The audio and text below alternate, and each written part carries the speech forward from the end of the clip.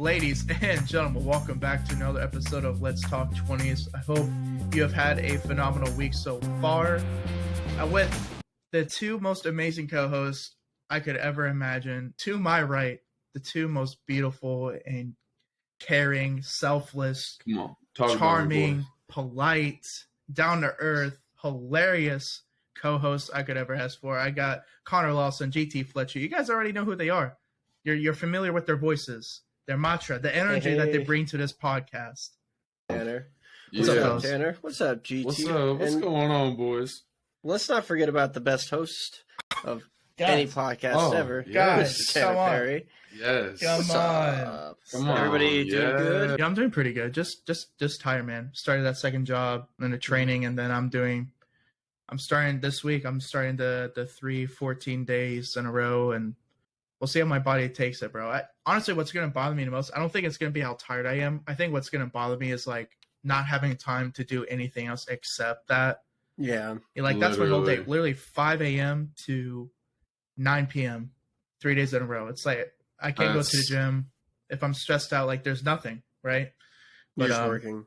Just working. Work out at Menards, baby. Hey, I kind of do, low-key, with the work I'm doing. But that's with me. Man. What about the two of you? Dude, just busy. Dude, I feel that. It's busy. For me, my audition date is coming up fast for the music school, so I'm just a little stressed about sounding good on that and getting everything ready for that. So that's what I'm stressed about, and my jobs are just getting more and more hectic and more involved. Working. How are the kids, by the way? 50 hours a week. Are you seeing the same kids on a week to week, or do you have a different crowd like now than when you first started? Always the same.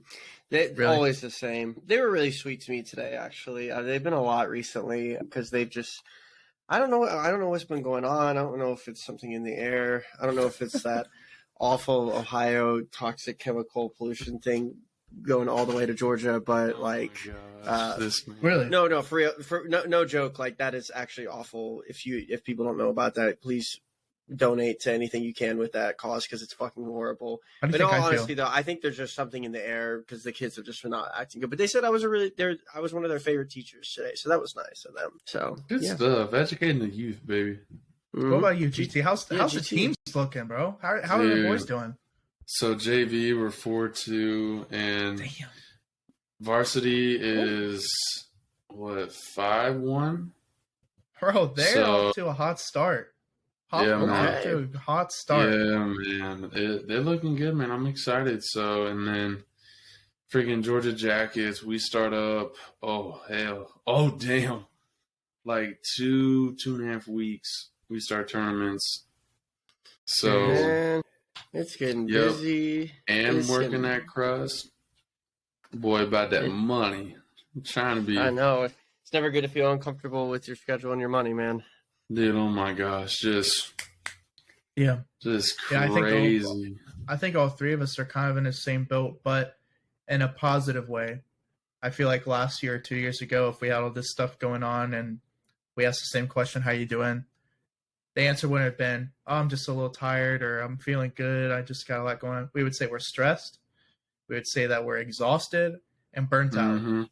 So I know for a fact, just knowing you two over the years and knowing myself 2 years ago, like I would be done by now. But we're improving. We're keep going. So I'm proud of you boys, and I know that all three of us are just doing what we got to do. That's what it boils down to. Absolutely. But fellas, for this week, I know what would be our last upload, we kind of just talk casually for the first half and then just dove naturally into a topic. But this week we're going back to a more structured way of a specific topic and kind of having our questions done beforehand. For this week, for everyone listening, watching, the topic is going to be getting out of your comfort zone, which is something that in your 20s, time and time again, you will have to do. And not even in your 20s, your 30s, your 40s, everything, any new experience that comes upon or any new adventure you're trying to go through, you're going to have to get out of your comfort zone and take it head on. And I think that the three of us have varying but also similar views. So I'm curious to kind of dive into this topic and see what we think about it. Mm-hmm. So gentlemen. I don't know who begins here. Oh, you already know how we do it, baby. All right. So, all right, boys, let's kick it off.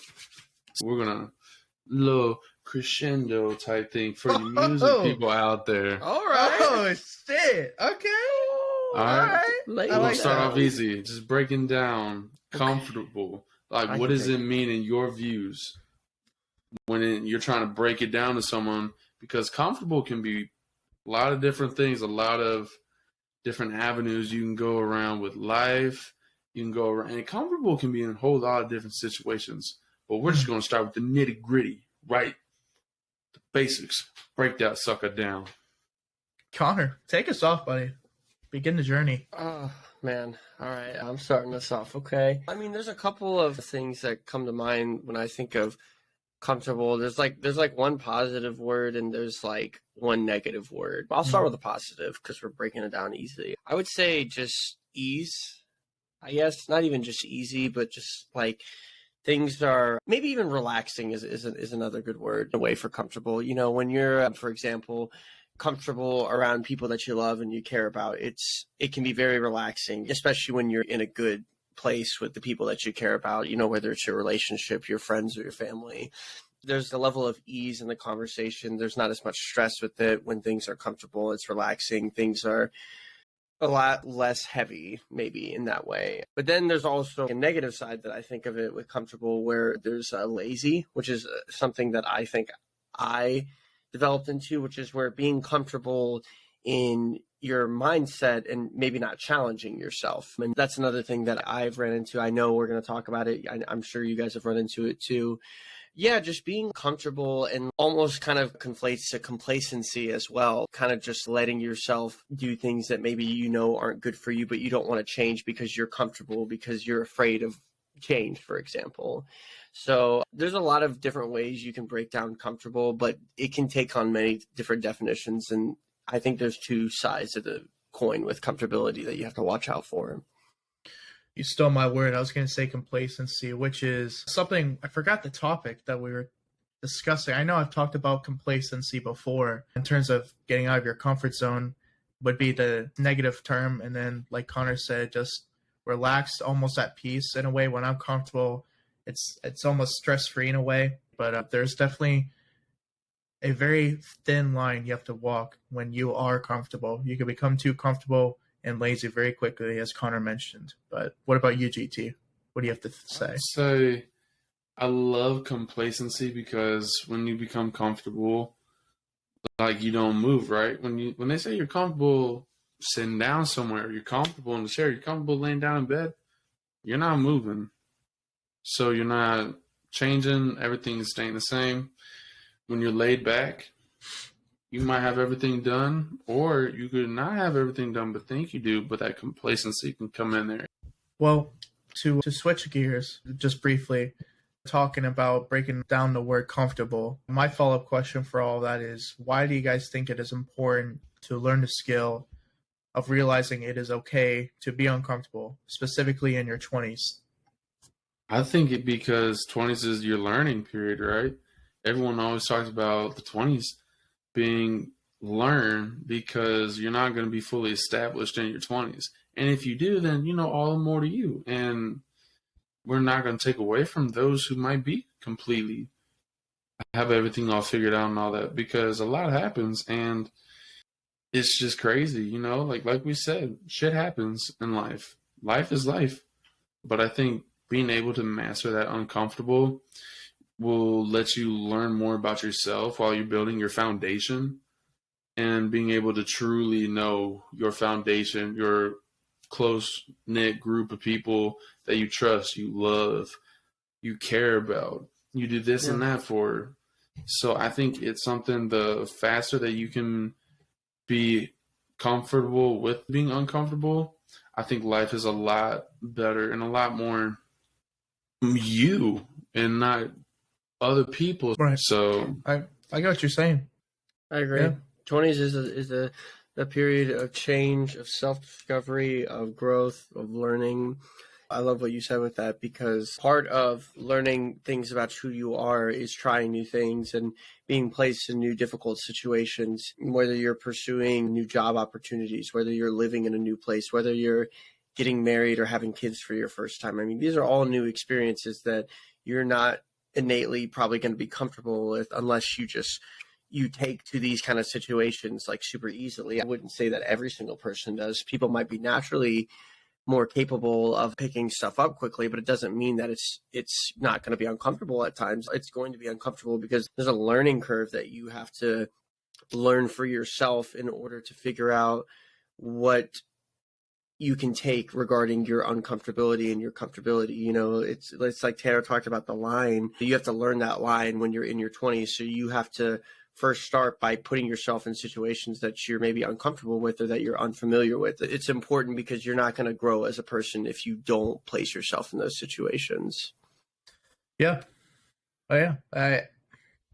Exactly what I was going to say, pretty much, to put it bluntly, is that you will be a shell of a person that you could have become if you maintain the life that you have as a teenager throughout your 20s. Like you say, 20s is such a crucial period in order for you to have self-growth and self-discovery. And by you not taking those risks and not maybe experiencing some things that you find out and discover that you love, or things that you wish you changed about yourself sooner, or lifestyle changes, if you take none of those risks, then you'll be a shell and a fraction of the potential that you could have been in terms of the life that you could have, or job you could have, or whatnot. So yeah, I mean, I could ramble on, but I would be repeating what either of you two gentlemen have said. I like that. And I'm not necessarily switching gears. It's just there's kind of like two sides of a coin that I want to approach with y'all too, especially regarding your 20s. You know, we're talking about being uncomfortable and learning new things. So for you guys, is there a point where you can push yourself too far out of your comfort zone? You know, we're talking about it's important to do it, but maybe we could talk about the extremes a little bit. You know, on one side, what's too far? Like, do you guys have a line for y'all? Have you guys ever reached that line before? It's not really me being uncomfortable, but like when I was younger, is asking a girl out. It was hard because I was always doing baseball. I was cool. I was able to hang out with my friends and all that. But I think like as younger me, it was asking a girl out. Like, I'll be honest. Whereas now, I would say I'm a confident dude. I'm confident in it, and I'm now with best woman in the world, and I couldn't be any more blessed. Is there a point where you can push yourself too far out of your comfort zone? I think yes, because as humans, we naturally clinch to comfort and safety. For me, there were times where I pushed myself beyond my comfort zone to where I look around and it was all completely foreign. And when everything is completely foreign and I feel like there is no thing or place that I know that I feel safe or comfortable in, such as my literal house. But as an example, when I felt like there was not a safe space or anything that I can clinch onto that was making me comfortable, then that is crossing a line for me. Right. So I think it's perfectly fine if you're trying to take a drastic change in your life or try to change yourself drastically. For example, there's still always going to be bits and pieces of your old self, or you should make sure that there are pieces of your old self or pieces of old things that remind you of comfort or remind you of safety. Because if not, and everything's foreign or everything makes you uncomfortable, then how are you ever going to relax? You're going to revert all the way back or very close to the very start of being too comfortable. So that's that line that I've discussed. And that's what I ended up doing in my personal situation, which I won't ramble on and discuss, but I got too uncomfortable and then I reverted and pretty much regressed all the way back to my starting point because I pushed too far and I got too timid, and then it was just a vicious cycle. So there's 100% a line where you are too uncomfortable. Yes. Okay. You got my answer. That's exactly what I was going to say. Tanner, you summarized it really well, man. I can't really add too much more onto that. That's really well said, and I'll go into more detail later. The other side of the coin I was curious about was there's a point where you can push yourself too far. So now there's a point where you're doing too little, right? So is it bad to feel comfortable in your life? And if not, what are like maybe some healthy ways that we can allow ourselves to feel comfortable? Like for me, for example, I've done reward systems for myself if I accomplish the majority of what's on my to-do list. Like for me, if I do everything on my to-do list and I'm good to go and I'm making progress, I can play video games, for example, or maybe I could treat myself to a bite to eat. That's a way to let myself feel comfortable, because if I'm just pushing and never give myself a break, I'm going to drown, you know? Yeah. What about you guys? I would say, actually, funny you ask. I try to eat very healthy, and I will reward myself. These are not healthy at all. But that's the thing, is I normally eat very healthy, so if it's at night and I'm having a craving. For reference, for people who are listening or Spotify, he's holding up a pack of Nutella biscuits. I've never had those before, but that sounds fire. It sounds good. That sounds good. So good. Find them at Kroger for $5. All right. Well, shit. Like, I would just say, like, yeah, I do a rewards thing, that, or, you know, get a little drink or something, you know.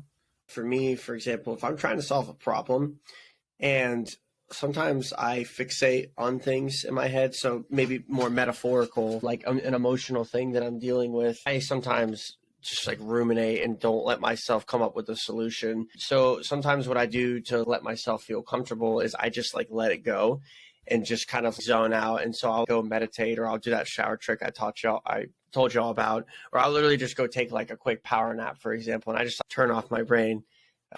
But yeah, I'll just turn off my brain and let my brain just be comfortable with whatever the hell is going on up there. I don't judge anything that's going on. I'm just let everything come at, and let me not address any of it. It's a trick I learned in meditation, and it's actually been really helpful because it makes me feel like I don't always have to address every single emotional thing that's going on, and it allows me to feel a little more comfortable in my own skin. So that's another thing that I do. Yeah, I like that. I think a good rule of thumb is an 80-20 kind of thing where, 20% of the time, so let's say 1 out of every 5 days, you do something to treat yourself, and you worked hard that other 80% or those other 4 days during a work week, where you just, you got done what you got done, and there will always be something else or something new that you need to improve on, or something new you need to change, or whatever it is, right? There's always something. That's life. So I guess find a balance of knowing that you're working hard, 80-20, reward yourself. Like you guys said, you got your to-do list done. I think you're chilling. I think it's fine to relax and take a break. 100%. You have to. Absolutely. You have to. I like that a lot. Finding that line for when you get out of your comfort zone. Yeah, but gentlemen, I think also, what should people get out of the comfort zone? At what level do you think people need to get out of there? Make that leap, take that step, say something. Now. Why not now? Because you can have that same thought 5 years later and then realize that, if you did it the first time it came to your mind, that if you succeeded and if you took that risk, you could be at this spot. I feel like it goes hand in hand with regret, and it goes hand in hand with being too comfortable and then living with regret. I feel like just take it now. If it's a leap or a thing, getting outside of your comfort zone with almost quote unquote minimal risk, why would you not do it? The worst thing that happens is that you fail, or you figure out it's something maybe you don't like, and then you reset. However, if it's something like a giant high risk, high reward, then maybe obviously you don't need to do it right then and there. But I feel like if it's something that ultimately will have minimal risk, but it's just simply you getting out of your comfort zone, I say do it now, and do it as frequently as you can, because if nothing else from failure, as we've discussed in previous episodes, you're learning, you're adapting, and maybe next time you have a similar thing or similar situation involving you getting out of your comfort zone, you can go at it at a different angle because you've already experienced it, and you kind of can check off one way about it that does not work. You know what I mean? So that's my answer. But I also, like Connor said, I shoot for the stars, and I live a little more on the whole you only live once kind of life. But there's never a bad time to get out of your comfort zone unless you're hurting somebody else when you do so. Sure. I agree with the whole now thing. Obviously, there's awareness that you have to have with whenever you're taking a step like that. Just be mindful of what its impacts are going to be, whether it's on you or other people. But I will reiterate what Tanner said. You don't want to look back at yourself when you're older and wondering what you could have done about that. I mean, for example, for me, I I always wanted to try out in a musical. I had a chance to do so in high school. I never did, and I still think about it. Like to this day, I still think about it 8 years later. And I'm like, God. and it's crazy. Like every now and then, like I'll be singing along to a musical, and I'm like, damn, I wish I had tried out. Don't do that. Don't, because I was too afraid to go out of my comfort zone to do that. And I still think about it, and I would probably still think about it. Which one? Please tell me it was the one that I was in, because it would have been fucking hilarious. Oh, it was Guys and Dolls. No, because I wasn't there. Remember, I wasn't. How to Succeed in Business without really trying. Without really trying. That's what I was in. Oh, you were in that one? Yes, I was. Oh, you were. That's right. Yeah, with Nick. Oh, whatever his fucking name is. And Andrew was in that one as the boss. Andrew was in that one. Yeah, dude. I'm telling you, we could have been. I should have done it together. I should have done it, dude. But that's funny shit. But that's the point. Whoever's listening, like, we're talking about something that I know that I wouldn't have regretted it, but I just didn't do it because of other obligations that I thought were more important at the time. And there was something inside me that wanted to do it, and I just didn't listen to it. And I'm like, that fucking sucks. That fucking sucks. So don't do that, guys. Yeah. Yeah. I'm on the whole now train because you're cutting yourself short of so many different things that you could be experiencing and living, like you said. And why would you want to ever cut yourself off of things that maybe could benefit you or make things more enjoyable or whatever it may be? I think, like you said, life is short. Like, time flies. Mm-hmm. Especially now when we're getting older. Time flies by so fast that we have no idea. So it's, I think, like you said, you don't ever want to have that bill of regret. And you don't want to look back and be like, what if that what if, that kills. Yeah. It just kills. Yeah. And that's just something, me personally, I think it's, as soon as you start to feel uncomfortable or you feel comfortable, get out. Mm-hmm. Or like, when you do feel uncomfortable, go with it. Just see what can come out of it. Because guess what? The grass could be greener on the other side, but you weren't even curious or even willing to check it out because you wanted to stay behind that cement wall. Oh, shit. There it is, ladies and gentlemen. There it is. Damn. Bam. I have something to add to that. We're on a floating rock, if you guys haven't realized that yet. So does it really matter? Does it really matter? I guarantee you some of the things that you don't want to get outside your comfort zone for, though, are still going to haunt you 5 years from now. You're still uncomfortable. You're letting the fear conquer you instead of conquering the fear. Yeah. You're letting the fear conquer you instead of conquering the fear. I promise you, there's going to be things that you're going to be constantly uncomfortable about, but at least make yourself a little bit more at ease by facing it rather than averting from it, because fear never disappears completely. You'll always be scared of something, timid of something, whatever. And it'll always be there as long as you still let it affect you, it will.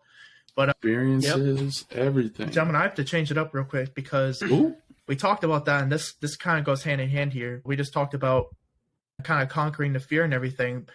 What are the results people in their 20s can find after adapting to getting outside of their comfort zone? And then on top of that, I want you guys to give a personal example to elaborate on your answers. So, all right. So, go for it. All right. So, listen. All right.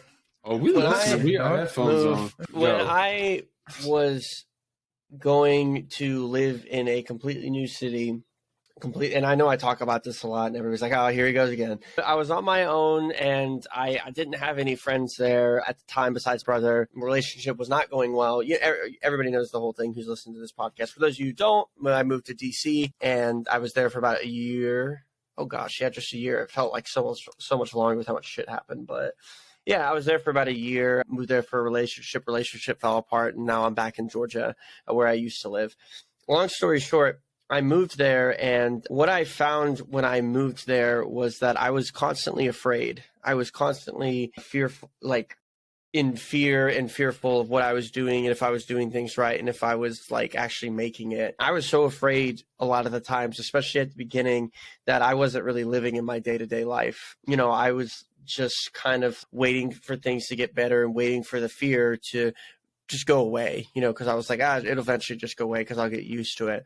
But it didn't go away because I never dealt with it. I never dealt with really the core issue of I just wasn't believing in myself. And then when I was truly on my own early last year, and I started to do things on my own, and I started to adapt to what it was like to be on my own, I found more personal growth and more personal satisfaction in who I was and who I could become as a person and who I wanted to be and who I maybe always was, but just never saw myself that way, that it made me just look at myself in a completely new light.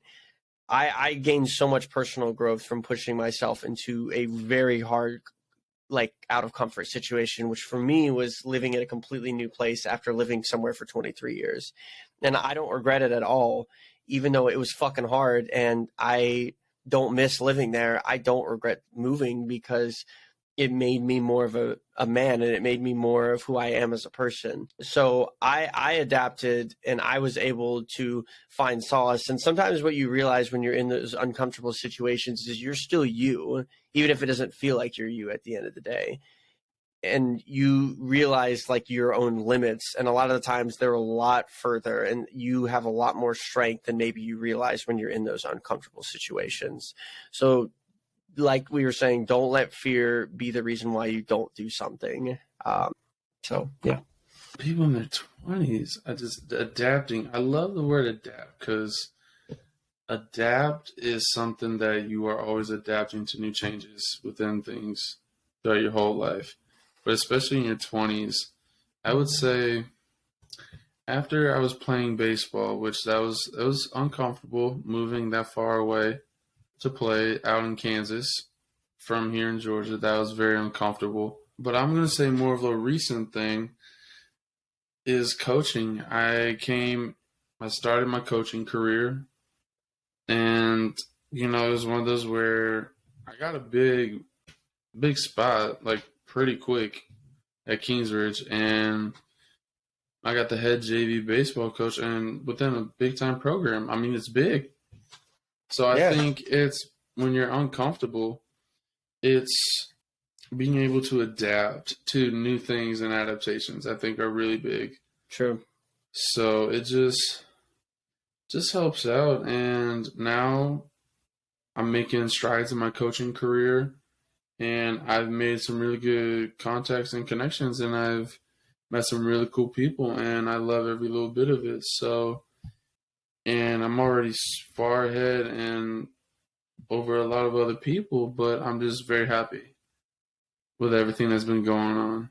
GT, that was a great example, and same with you, Connor. I really like these questions when we actually open up about our personal experiences, because my answer is very similar to Connor's about the conquering of fear, but also I feel like by adapting to overcome being uncomfortable and getting outside your comfort zone, I feel like it's just a better handle on life in general and the adversity that you're going to face in the future, because there will be hardships, and any hardship obviously is going to make you uncomfortable, right? It's going to make you feel an emotion or make you feel a certain way that you obviously don't want to feel all the time. It just makes you uncomfortable. And I feel like when you're able to adapt and overcome the obstacles ahead, it gives you a better grip on that, better grip on handling those emotions, and know how to remain positive in any upcoming situations that are relatable or unrelatable, but make you feel that exact same way. Yeah. And a perfect example for that, I mean, just really anything post-college, honestly, anything that was new that made me uncomfortable, any hardship that I faced since college, like moving all the way from Alabama up to here, Cincinnati, not knowing anyone, it gives you a better grip and a better reality of here's how it is right now, but how am I going to move past this and not let this consume me and make me feel mad, angry, yada, yada, all the emotions you don't want to feel. You listening to the fear also suppresses maybe what you actually want to feel about it or what you actually want to do about it too. I mean, fear and guilt and anxiety are such powerful emotions. They dominates everything. Crazy. Like you can't think like logically in those situations. Yeah. And we've touched on this, but we've talked about how much of a role fear kind of has with your comfort zone. We've touched on it, but what about specifically like fear of failure? How much of a role does that play in terms of getting out of your comfort zone? Do you guys have any like examples that y'all can think of where maybe you haven't done something because you were afraid to fail at it? I would say, oh yeah, plenty of times where you're Anyone afraid who to says fail. no is lying. Yeah, Yeah. like everyone's always been afraid to like fail something. But I think once you can master that mindset of, even if you quote unquote fail, it's a win or a success because you've grown and learned from that, right? It's not something your ultimate success that people know you for is built on all the failures that created into that big time success that people know about. But they might not know about those little victories within, right? It's all about the war, not all the battles you face. Did you win the war of life, not the battles through life? Yeah. So I would say, for me personally, I mean, starting out coaching, especially being 24 and basically my assistant coach, he's like mid-30s, but he's been around Kingsbridge longer than I have. But yet I'm technically like head coach, so yeah. Well, I feel like my approach, just to make it a little more, I guess, advice based, would be that everything that you feel, everything that you experience is temporary. Life is temporary.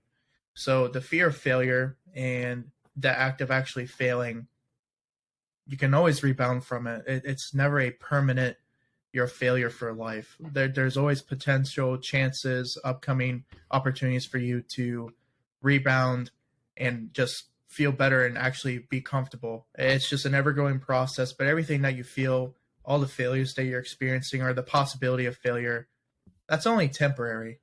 You're not going to feel like that for the rest of your life. So I think if you can take that mindset and realize that it's okay to be uncomfortable and the fear of failure is always going to be in your way, but to overcome that and maybe even do fail, well, it's temporary. You can always rebound. And if you feel like you can't, then you never will try in the first place, right? So I guess step one is to realize that you can't have more than one chance at something, and there are such things as second chances, third chances, fourth chances, etc.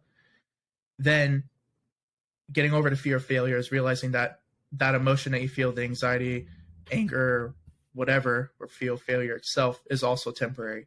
If you can change those two mindsets or two things in order to change your mindset, you realize that you just need to worry about you. And if you do fail, well, so what? You can always bounce back.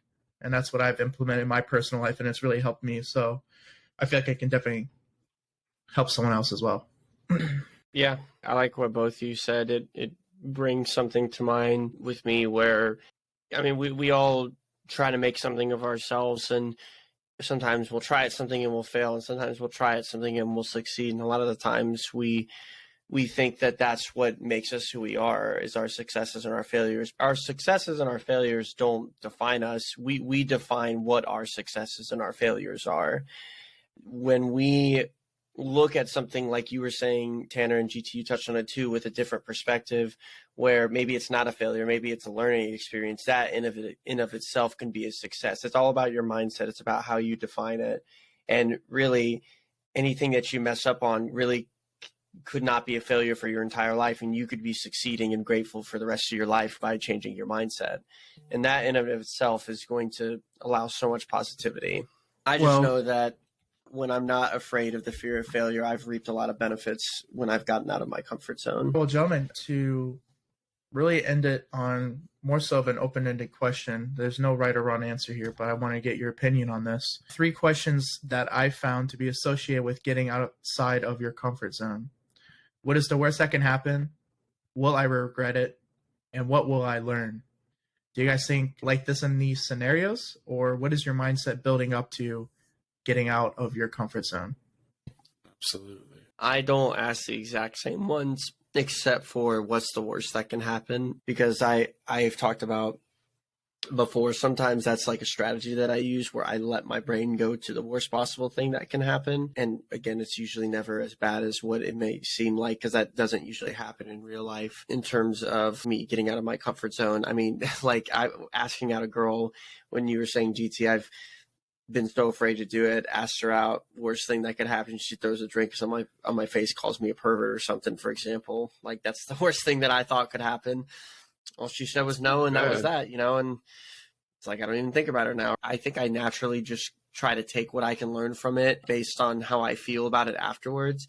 But I still think that's important for you to ask, because everything's a learning experience and everything is a way for you to grow and move forward in your life. Kind of like GT was saying, your failures can be a way for you to grow. So I think it's healthy to find questions that work for you when you're trying to get out of your comfort zone, things that you relate to, and develop your own questions. Like, Tanner, those work for you, and I think some of them would work for me, but I might be able to find some of my own as well. No, I totally agree. I think those three are within everything, because I know me personally, what is the worst that can happen? I don't really think about that, because, if something happens, then it is what it is. I never really think, like, what's the worst thing that can happen? But I would say out of those three, will I regret it? That one plays a lot into a lot of my stuffs. What will I learn? I'm the same along with Connor, where I like to learn and I like to become better and more educated and more well-rounded. So I do really like that. But will I regret it? I think is something, with me personally, that one hits home the most out of those three. I hate having to ever say, like, I regret not doing this. I regret not taking this chance. I regret not taking that chance at that opportunity, or I regret not doing something earlier. Because it plays with your mind, and it's your mental health that then is not as beneficial or upbeat as it could be. That's perfect, because now that's great. I will take the third one, the one that speaks to me the most, is, well, what will I learn? And the reason why I say that is because indirectly, when I go through something and I think of, will I regret it, or what's the worst that can happen, I take it as everything is almost like a lesson. Within the last year, with almost everything that I've experienced, my mindset has shifted to almost, what did I get out of that? Or did I learn anything from it? Or making everything an experience and a learning lesson. So indirectly, the one that speaks to me the most is, what will I learn? Whether it is through my success or failure of trying something or getting outside my comfort zone. What did I learn about myself? What did I learn about the said task, such as a new hobby that I was trying to pick up, get outside my comfort zone? Well, I realized that I fucking hated it and I will never do it again. Or the complete opposite of, I learned that maybe I am not going to be the best musician of all time, but did I do music for a long period of my life? Absolutely. I loved it in the moment, but I never took it 100% seriously. So yeah, honestly, I think mine is, what will I learn? And I think I'm more so of the mind. That's probably the one that people will say they think about the least between those three questions. That's just the way my mind is, bro. I just because life is so short, not that I need to know everything about everything, but I want to know as much as I can. I love to learn new things. I love to experience new things and just gain a little bit of knowledge or a little bit of life experience out of it. So that's why I asked that question. Yeah. And all three of us had different responses. I love that. That's interesting. I thought about that too. I love that. Well, fellas, I think this is a great episode. I think it's a great way to end the episode, honestly. We had some great advice in there. We all shared personal experiences, and we all had different varying perspectives on this topic that everyone experiences on a very consistent basis, especially in their 20s and whatnot. Ladies and gentlemen, another episode down. I appreciate you guys listening, etc. YouTube, Spotify, follow the Instagram page, Let's Talk 20s podcast. We're uploading. We're trying to add new stuff, get some guests in, a little bit more with some professional in certain professions, different aspects of life, so we can actually have some experts instead of just opinion or personal experience based. I think you guys are going to be very surprised, but also very excited for what we have in store for you guys. I appreciate you guys listening to another episode. I hope you guys have a great rest of your week. We'll see you in the next one. Peace.